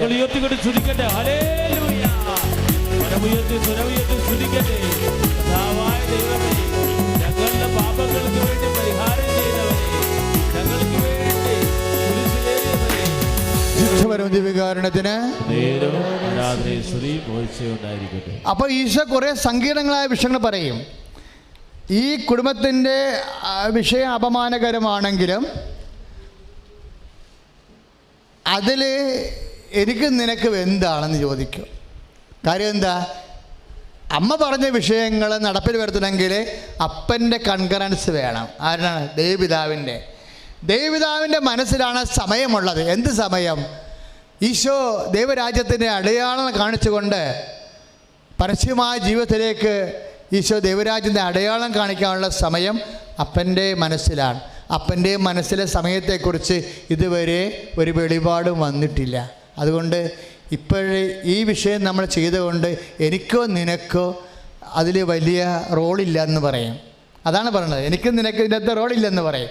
ആ ഫയല് മടക്കും. ഫയല് മടക്കുമ്പോൾ എന്ത് ചെയ്യും? പരിശുദ്ധാത്മാവിനോട് ഈശോ അമ്മ പറയും. അമ്മയും പരിശുദ്ധാത്മാവുമായിട്ടുള്ള ബന്ധം നിങ്ങൾക്കറിയാം ഇല്ലേ? പരിശുദ്ധാത്മാവ് വന്ന് കഴിഞ്ഞാണ് അമ്മ പറഞ്ഞത്, അമ്മയോട് പറഞ്ഞു കൊടുത്തത്, മേരി ഇനി നീ പറയേണ്ടത് എന്താണെന്ന് ഞാൻ പറഞ്ഞു തരാം. എന്ത് പറയണം? Be to done according to thy word. നിൻ്റെ വചനം പോലെ നിറവേറട്ടെ എന്ന് പറയണം. വചനത്തിലാണ് മർമ്മം ഇരിക്കണത്. പരിശുദ്ധാത്മാവ് കണ്ടുപിടിച്ച തന്ത്രമാണിത്. ഇതെങ്ങനെ സംഭവിക്കും? ഞാൻ പുരുഷനെ അറിയുന്നില്ലല്ലോ എന്ന് പറഞ്ഞപ്പോൾ മനുഷ്യാവതാരം എന്ന മഹാസംഭവത്തിൻ്റെ മുമ്പിൽ അമ്മ നിരുത്ത കണ്ഠയായി ഉത്തരം മുട്ടി നിൽക്കണ ഒരു സമയത്ത് പരിശുദ്ധാത്മാവ് ഉത്തരം പറഞ്ഞു കൊടുത്ത് ദൈവത്തിൻ്റെ മനസ്സറിഞ്ഞുകൊണ്ട്, അപ്പായുടെ വചനം പാലിക്കാവെന്ന് നീ ഒരു വാക്ക് പറഞ്ഞാൽ എല്ലാത്തിനും സമാധാനമാകുമെന്ന് പറഞ്ഞ്, ദൈവത്തിലെ നീ കടക്കാരനാണോ, നീ രോഗിയാണോ, നീ പറയണം, അപ്പാ ഈശോനെ പോലെ അമ്മയെപ്പോലെ അപ്പാൻ്റെ വചനം ഞാൻ ഇന്ന് മുതൽ പാലിക്കാം. കൈ അടിച്ച് കർത്താൻ ഹല്ലേലൂയ, യേശു സ്തോത്രം, ഹല്ലേലൂയ, ഹല്ലേലൂയ, ഹല്ലേലൂയ, ഹല്ലേലൂയ, ഹല്ലേലൂയ. കരങ്ങൾ ഉയർത്തിക്കൊണ്ട് സ്തുതിക്കട്ടെ. Hallelujah, hallelujah. രോഗദുരിതങ്ങള്, ഈ രോഗിയാണെങ്കിൽ, ഈ വിഷമിക്കുന്നവരാണെങ്കിൽ വചനം പോലെ നിറവേറട്ടെ ഒന്ന് പറഞ്ഞേ. നിന്റെ വചനം പോലെ നിറവേറട്ടെ. ലൂക്കാ 1:37-38 അതായത് വചനം നമ്മുടെ ജീവിതത്തിൽ നമ്മൾക്കെടുക്കേണ്ടി വരുന്ന പദ്ധതി, നിൻ്റെ കടമായാലും രോഗമായാലും മറ്റു തരത്തിലുള്ള ജോലി, ഇപ്പോൾ സാക്ഷ്യം പറഞ്ഞവർ എന്താ പറഞ്ഞിരിക്കുന്നത്?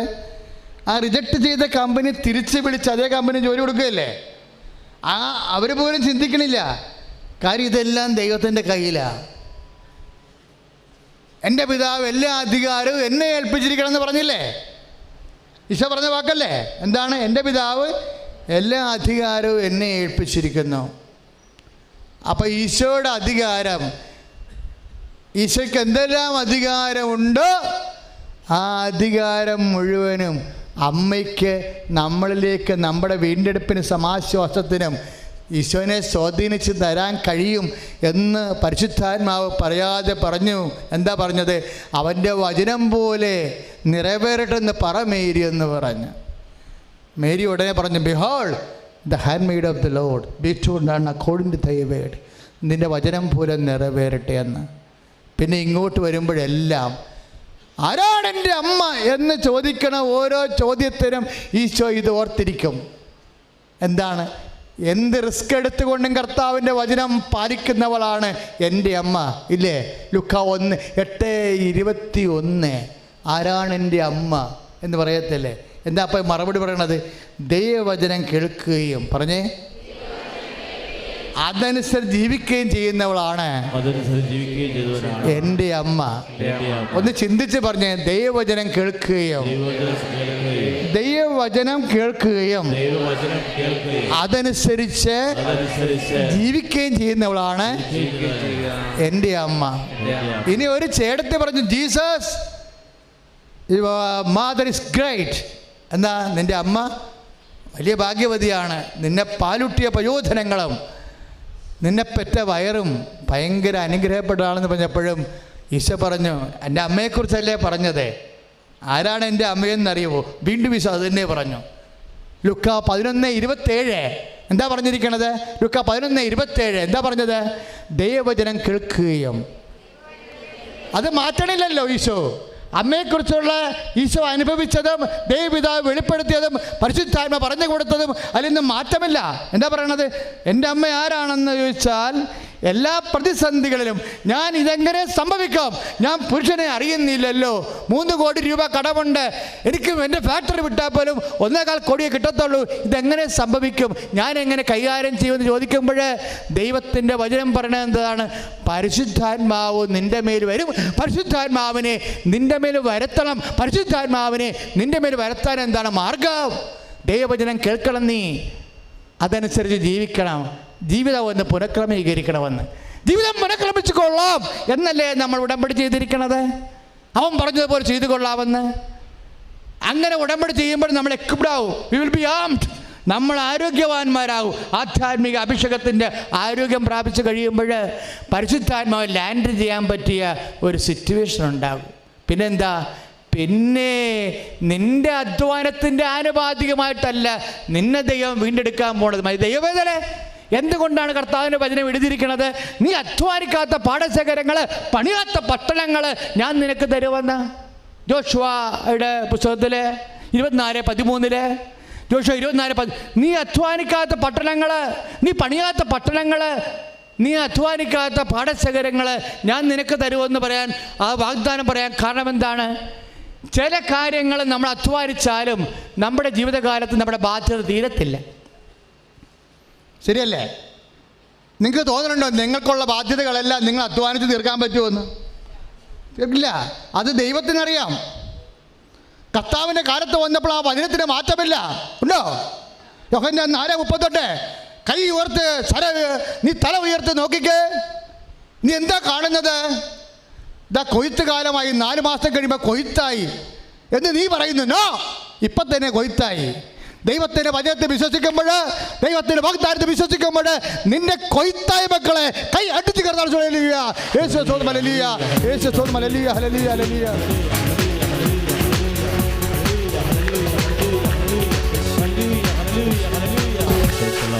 യോഹന്നാന്റെ സുവിശേഷം 4:38 എന്താ പറയണത്?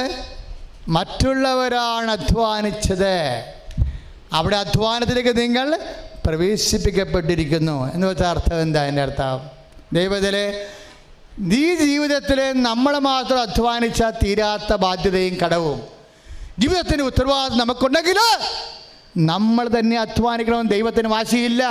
പിന്നെന്താണ്? ദൈവത്തിൻ്റെ വചനത്തിൽ നീ വിശ്വസിക്കുക, അപ്പോൾ അത് നിറവേറുമെന്ന് വിശ്വസിക്കുക. അതിന് പരിശുദ്ധാത്മാവ് വേണം. അതിന് പരിശുദ്ധാത്മാവ് ഉള്ളത് കൊണ്ടാണ് അമ്മയെ കണ്ടപ്പോൾ എലിസബത്ത് ആത്മാവിൽ നിറഞ്ഞ് പറഞ്ഞത്. എന്ത് പറഞ്ഞു? Mary, you are blessed. എന്താ കാരണം? നീ ഭാഗ്യവതിയാണ്. എന്താണ് ഭാഗ്യവതിയായത്? കർത്താവ് നിന്നോട് അരുളി ചെയ്ത കാര്യങ്ങൾ.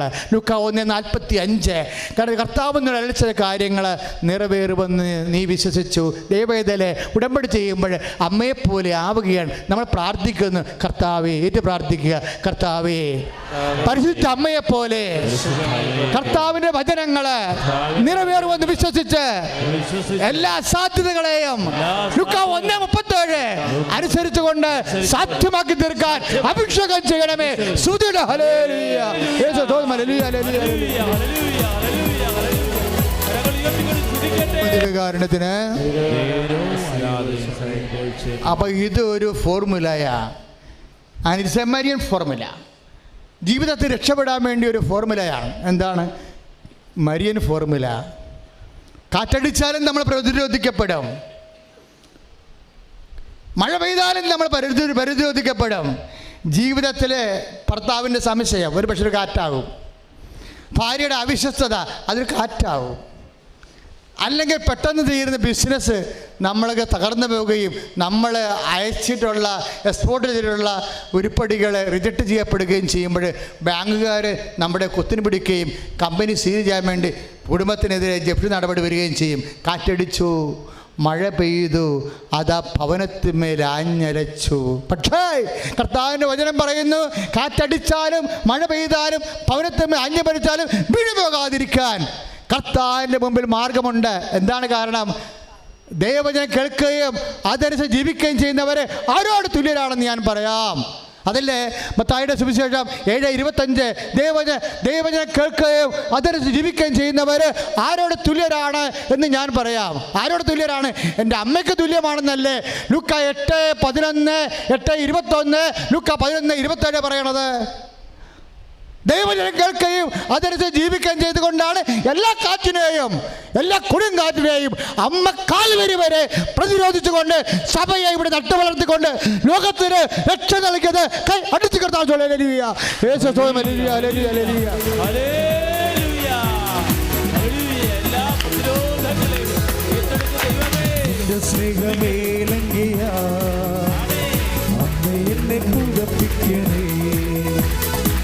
സുതന്റെ രക്തക്കൂളത്തിൽ അമ്മയെന്നെ കുളിപ്പിക്കണേ. ഒരുമിച്ച് പാടുക.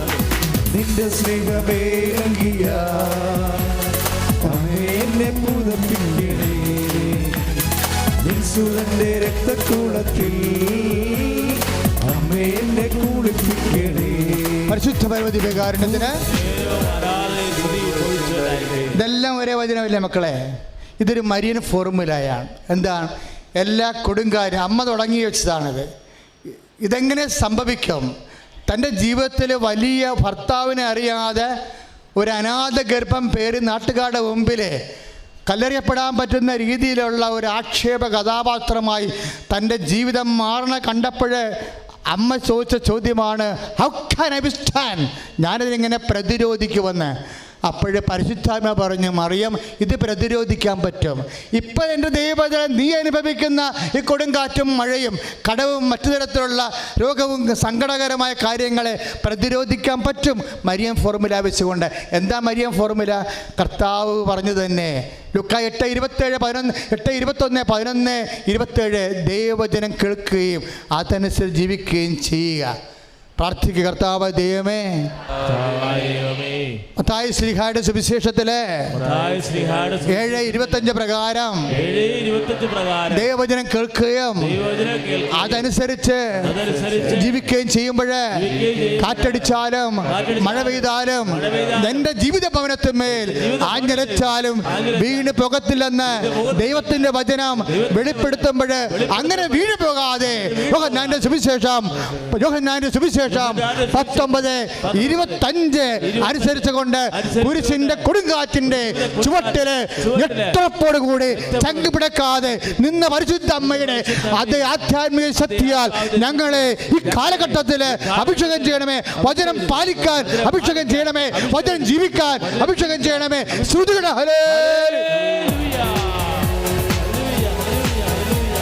എന്താണ്? കൃപാസനം മുഴുവൻ പ്രോഗ്രാമും നിങ്ങൾ ആ ഉടമ്പടി ഓർമ്മയിലായിരിക്കാൻ വേണ്ടിയാണ്.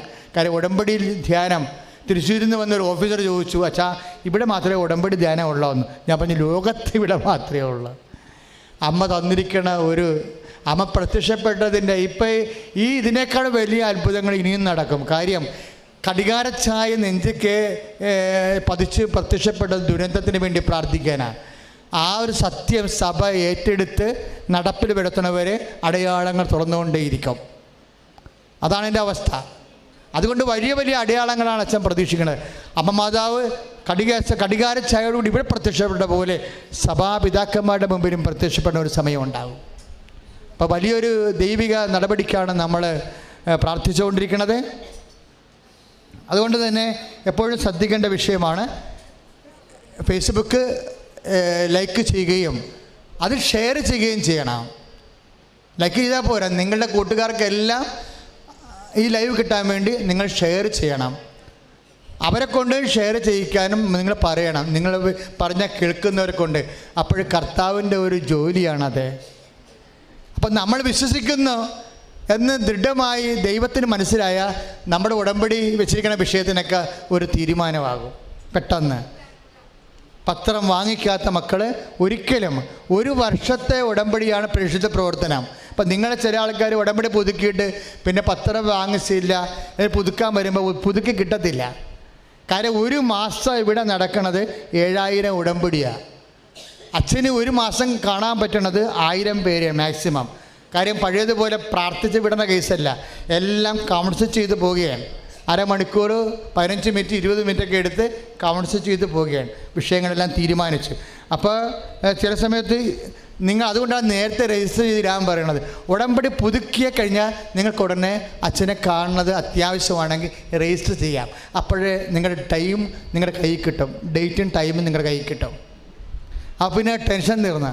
അപ്പോൾ ചില ആൾക്കാർ ഡേറ്റ് കിട്ടിക്കഴിഞ്ഞാൽ പിന്നെ അവർ പിന്നെ പ്രാർത്ഥനയ്ക്ക് വരത്തില്ല, പത്രത്തിൻ്റെ പ്രേക്ഷിത പ്രവർത്തനം ചെയ്യത്തില്ല. അപ്പോഴെന്താ പ്രശ്നം? അവരിത്രയും നാൾ അവരുടെ സ്വന്തം കാര്യത്തിന് അച്ഛനെ കാണാൻ വേണ്ടിയാണ് ഉടമ്പടി ചെയ്തതെന്ന് വരും. അപ്പം അങ്ങനെ വരുമ്പോൾ ഞങ്ങൾ ആ ചീട്ട് ക്യാൻസൽ ചെയ്ത് കളയും. കാര്യം കാണാൻ വേണ്ടിയുള്ള ഒരു തൽക്കാലത്തേക്കുള്ള ഒരു തരികിട പരിപാടിയായിട്ട് നിങ്ങൾ ഉടമ്പടി എടുത്തിട്ടുണ്ടെങ്കിൽ ഉടമ്പടി നിങ്ങൾ ഉഴപ്പാൻ വേറെ തിരുത്ത് തന്നെ ഉഴപ്പാൻ സാധ്യതയുണ്ട്. അതുകൊണ്ട് ഞങ്ങൾക്ക് തോന്നണം നിങ്ങൾ വിശ്വസ്തരാണെന്ന്. അതുകൊണ്ട് ഒരു കാരണവശാലും നിങ്ങൾ പ്രേയർ മുടക്കരുത്. അതുകൊണ്ട് തന്നെയാണ് ആ ഉടമ്പടിയുടെ നിയോഗങ്ങൾ കൃത്യമായി ഉടമ്പടി പുതുക്കി, ചില ആൾക്കാർ ഉടമ്പടി പുതുക്കി കിട്ടുമ്പോൾ പിന്നെ ഉഴപ്പുകയാണ്. അപ്പം അതിൻ്റെ അർത്ഥം അവർ പണ്ട് ഉഴപ്പുകാരായിരുന്നെന്ന് എൻ്റെ അർത്ഥം. ഉടമ്പടി കിട്ടിക്കഴിയുമ്പോൾ തന്നെ പിന്നെ പ്രാർത്ഥന മുടങ്ങുന്നു, പിന്നെ പ്രേക്ഷിത പ്രവർത്തനം ഇല്ലെന്ന് പറയുമ്പോൾ ഇവർ നേരത്തെ അച്ഛനെ കാണാൻ വേണ്ടിയുള്ള ഒരു പരിപാടിയായിട്ട് ഇത് എടുത്തിട്ടുണ്ട്. അപ്പം അങ്ങനെയൊക്കെ വന്നാൽ നിങ്ങൾക്ക് ഒരിക്കലും ചീട്ട് കിട്ടത്തില്ല. കാറിയാലും കൂവിയാലും ഒന്നും കിട്ടത്തില്ല. കാര്യത്തിനാൽ എമർജൻസി രോഗി കാറുകയും കൂവുകയും ചെയ്യുന്ന എമർജൻസി രോഗികൾക്ക് ഉടമ്പടി ആവശ്യമില്ലാത്തതാണ്. എന്താണ് കാര്യം? ക്യാൻസർ രോഗികൾ, കരൾ രോഗികൾ, കിഡ്നി രോഗികൾ, ഗർഭാശയത്തിൽ കുഴപ്പമുള്ള ആൾക്കാർ, അവരൊക്കെ ഒരു ഉടമ്പടിയും ഇല്ലാതെ എല്ലാ ആഴ്ചയിലും 10-60 പേരെ വെച്ചിട്ട് എമർജൻസി കേസുകാരെല്ലാം എടുത്ത് മാറുന്നുണ്ട്. അപ്പം പിന്നെ എമർജൻസി കേസൊന്നുമില്ല. കാര്യം അതിന് ഉടമ്പടി പോലും വേണ്ട. നമ്മൾ ഉടമ്പടി എടുക്കാൻ പറഞ്ഞാൽ ചിലപ്പോൾ അടുത്ത ആഴ്ച അവർ ഉണ്ടാകത്തില്ല. ചിലപ്പോൾ വലിയ ഓപ്പറേഷനായിരിക്കും വരാൻ പോണത്. ചിലപ്പോൾ ഒരു കൈ വെച്ച് കഴിഞ്ഞാൽ ഓപ്പറേഷൻ്റെ ആവശ്യം പോലും ഉണ്ടാകത്തില്ല. അപ്പം അതുകൊണ്ട് ആ കേസൊന്നുമില്ല. അതുകൊണ്ട് എപ്പോഴും എല്ലാ ഒരു മാസം 6 പ്രാവശ്യം വെച്ച് ഇതുപോലെ എമർജൻസി ഉള്ള എല്ലാ രോഗികൾക്കും വേണ്ടി അവരെന്ത് ജാതിക്കാരായാലും, നമ്മളിവിടെ ജാതിയില്ല, രൂപതയില്ല, മതമില്ല, ഒന്നുമില്ല. അകപ്പാടെയുള്ള ഈശോയും ദൈവവും ദൈവത്തിൻ്റെ മക്കളും അവരൊക്കെ ഓരോ വിശ്വാസം ജനിച്ചു പോയത് അവിടെ കുഴപ്പം കൊണ്ടാണ് അല്ല. അപ്പം അതുകൊണ്ട് ഇവിടെ വേദന മാത്രമാണ് വിഷയം. വേദനിക്കുന്നുണ്ട് എങ്കിലും നമ്മൾ പരമാവധി പറ്റുന്ന പോലെ അവനെ സന്ധിക്കും. പക്ഷേ ഞങ്ങൾ എപ്പോഴും അമ്മ പറയണ ഒരു സംഭവമുണ്ട്, അത് ഞങ്ങൾ പറയത്തുള്ളൂ. ആദ്യം അവൻ പറയണ പോലെ ചെയ്യണം. വേറെ പ്രശ്നങ്ങളൊന്നുമില്ല. അപ്പം അതുകൊണ്ട് വളരെ ശ്രദ്ധയോടുകൂടി പുതുക്കി കഴിഞ്ഞാൽ ഉടനെ തന്നെ നമ്പർ വാങ്ങിച്ചു പോകാൻ വേണ്ടി. അച്ഛനെ കാണുക എന്നുള്ള ഒരു പരിപാടി കൃപാസനത്തിന് ഇപ്പം ഇല്ല. അത് ഓർത്തേക്കണം. പണ്ടത്തെ ഓർമ്മയ്ക്ക് ചില ആൾക്കാർ ഒരു പരിപാടിയും കാണത്തില്ല. അച്ഛനെ കാണാൻ പറഞ്ഞ് മസിനും പിടിച്ച് അങ്ങനെ നടക്കണം. എന്നിട്ട് പോയി കണ്ടു കഴിയുമ്പോൾ 4 കാലം വെള്ളം അടിച്ച് 4 കാലം അടക്കണം കാണാം. ഇങ്ങനെയുള്ള പന്നുകളെയും പേപ്പട്ടികളെയും ഒന്നും കൃപാസനം ബൂസ്റ്റ് ചെയ്യത്തില്ല. അതായത് ഇവിടുന്ന് പോയതിന് ശേഷം പിന്നെ എന്ത് കോപ്പറേറ്റീവ് തെളിവും കാണിച്ച് ജീവിക്കുന്ന ആൾക്കാരുണ്ട്. അവരങ്ങനെ തന്നെ ജീവിച്ചോട്ടെ, കുഴപ്പമൊന്നുമില്ല. അവർ ഈ മണ്ണിൽ ചവിട്ടിയാൽ ഈ മണ്ണിൻ്റെ മഹത്വവും അമ്മ പ്രത്യക്ഷപ്പെട്ടതിൻ്റെ ദൈവത്തിൻ്റെ തിരുമനസ്സനുസരിച്ച് അവർ ജീവിക്കാൻ ബാധ്യസ്ഥരാണ്. അത് അച്ഛനെ കാണുന്ന വരെ ഒരു പാലം കയറുകൊള്ളും നാരായണ, പിന്നെ കൂരായണാണെങ്കിൽ ഞങ്ങൾക്കതറിയാൻ പറ്റും. അപ്പം അതുകൊണ്ട് അങ്ങനെയുള്ള അംഗത്തിനും പരിപാടിക്കൊന്നും നിൽക്കരുത്. ഇത് ഈ കേട്ട വചനം പോലെ തന്നെ ദൈവത്തോട് കണ്ണീരോടെ പ്രാർത്ഥിച്ചു പോകണം, അമ്മേ വിശ്വാസമനുസരിച്ച് ജീവിക്കാനുള്ള കൃപ തരണമെന്ന്. എന്നാൽ നിങ്ങൾക്ക് ചിലപ്പോൾ ഒറ്റ കാര്യം ഉടമ്പടി ചെയ്യുമ്പോൾ ഇവിടെ വെച്ച് തന്നെയാണ് ഇൻ്റർവ്യൂ നടക്കണത്. ഇപ്പോഴത്തെ സാക്ഷ്യം അതല്ലേ.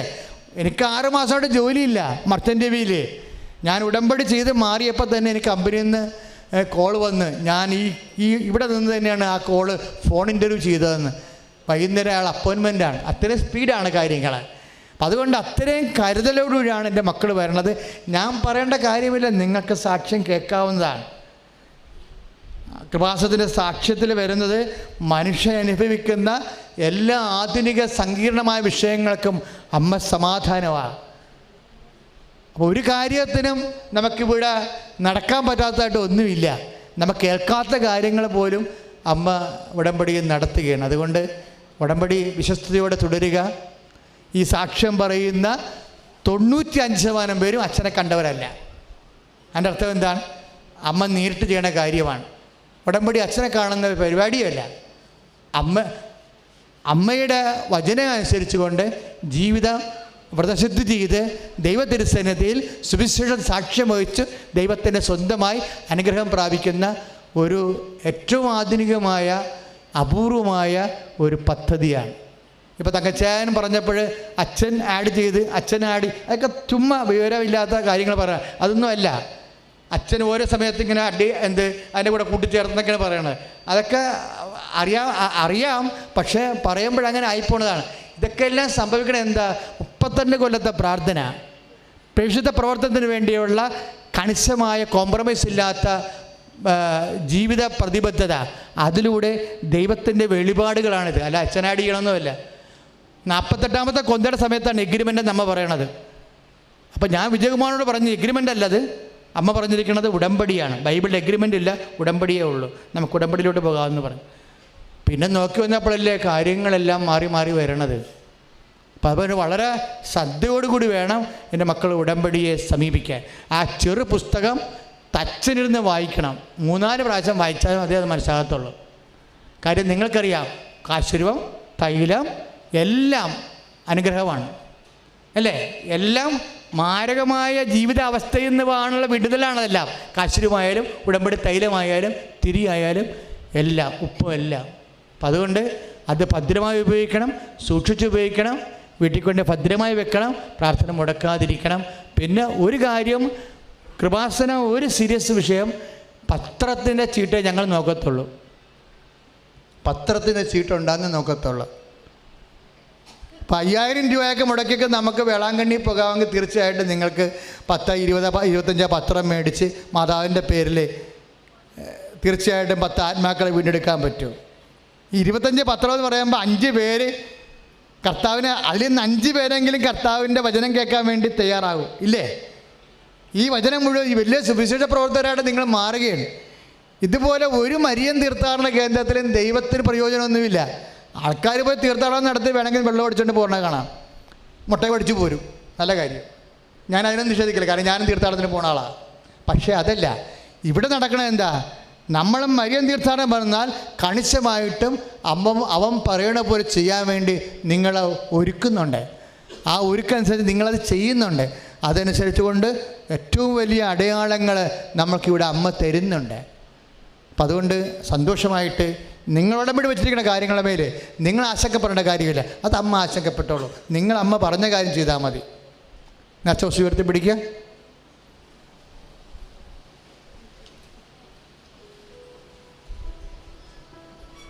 വിശ്വാസ പ്രമാണം ചൊല്ലിട്ടെ. Lord Jesus Christ. Lord Jesus Christ, pour out His Spirit. Touch the fire finger. Soak with the precious blood. And with the authority of the Catholic Church, the power of Jesus Christ, with the merit of the Holy Priesthood, I bless and hallow you. എൻ്റെ കർത്താവിൻ്റെ ഉന്നതമായ നാമത്തിൽ, സഭയുടെ അധികാരത്തിൽ, കുരിശിൻ്റെ അടയാളത്തിൽ, ദൈവത്തിൻ്റെ ശക്തിയാൽ മക്കളെ ഈശോയുടെ നാമത്തിൽ ആശീർവദിക്കുന്നു.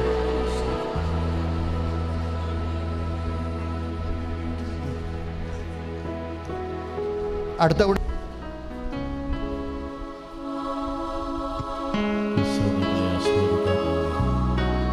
വസ്തുക്കൾ ഉയർത്തിപ്പിടിക്കട്ടെ, പത്രം ഉയർത്തിപ്പിടിക്കട്ടെ, എല്ലാ നേർച്ച വസ്തുക്കളും കരമുയർത്തി മനമുയർത്തിക്കൊണ്ട് സ്തുതിക്കട്ടെ. അതിശക്തമായിട്ട് യേശുവിനെ വിളിച്ചപേക്ഷിക്കട്ടെ. കർത്താവ് നമ്മളെ ആശീർവദിക്കാൻ പോകുകയാണ്.